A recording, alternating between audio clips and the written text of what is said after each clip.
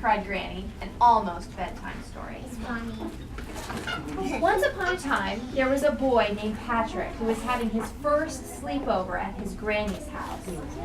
As the sun began to set, Granny said, "Patrick, dear boy, it will be dark soon. Time to get ready for bed."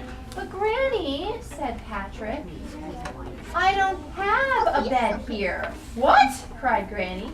She ran out into her yard where some tall trees were growing and chopped one down. Whoa, that's quite a Granny. Hardcore grandma. Me over here. Thank you. She carried it to her workroom, opened her toolbox, and made Patrick a fine bed. Then she painted we painted it a restful shade of blue, put a comfy red mattress on it, and took it to the bedroom. "There you are, dear boy," said Granny. "Now, climb into bed, lay your head on the pillow, and sail off to dreamland." "But Granny," said Patrick, "I don't have a pillow here." "What?" cried Granny. She ran out to her hen house, woke up the chickens, and collected a big batch of feathers.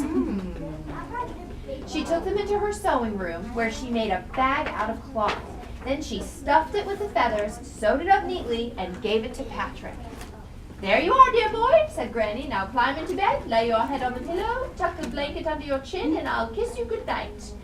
"But Granny," said Patrick, "I don't have a blanket here." She is not prepared for him at all. "What?" cried Granny. She ran outside and headed for the hills, where a flock of fat sheep were snoozing. She sheared off some of their wool and ran right back home. She's so resourceful. Now, right, she is a mega Granny. She took the wool to her basement, spun it into yarn, knitted a fuzzy warm blanket, and dyed it the prettiest shade of twilight purple. When it was dry, she carried it upstairs and spread it on the bed. "Now, dear boy," said Granny, "climb into bed, lay your head on the pillow, tuck the blanket under your chin, give your teddy bear a hug, and turn off the light." "Thank you." "But Granny," said Patrick, "what doesn't he have?" A teddy bear. "I don't have a teddy bear here." "What?" cried Granny.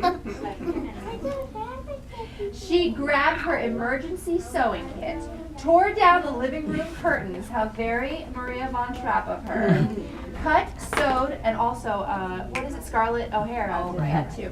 Cut, sewed, stuffed, and Giselle did it too. Boy, there's like a whole lot of ladies that do that.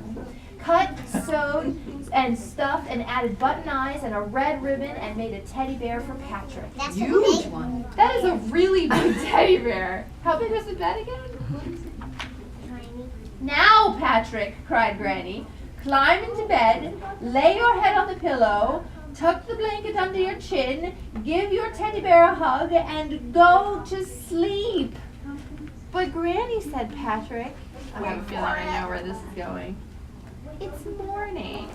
"What?" cried Granny. Granny is going to sleep in that bed, I think.